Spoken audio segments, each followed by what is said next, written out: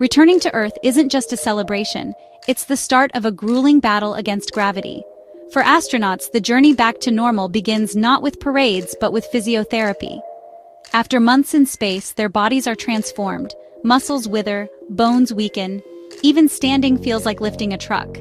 Without physiotherapy, these space explorers couldn't function on Earth. Let's break down why. In microgravity, the body adapts, but not in a good way. Muscles atrophy by up to 20% in just 6 months. Bones lose density equivalent to a decade of aging. Fluid redistribution confuses balance and strains the heart.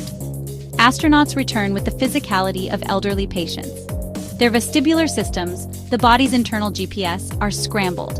Without rehab, even walking is impossible. The moment they land, the clock starts ticking. Immediate physiotherapy prevents catastrophic falls and jumpstarts recovery.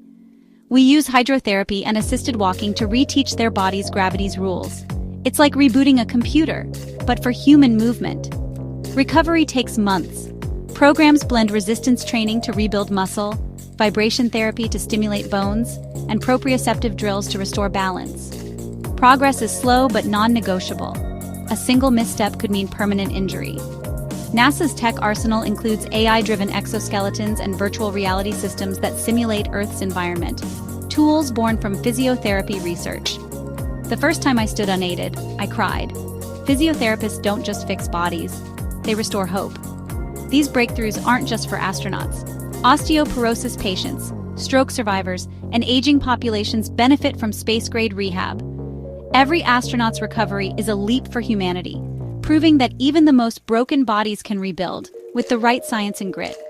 Gravity may weigh us down, but physiotherapy lifts us up.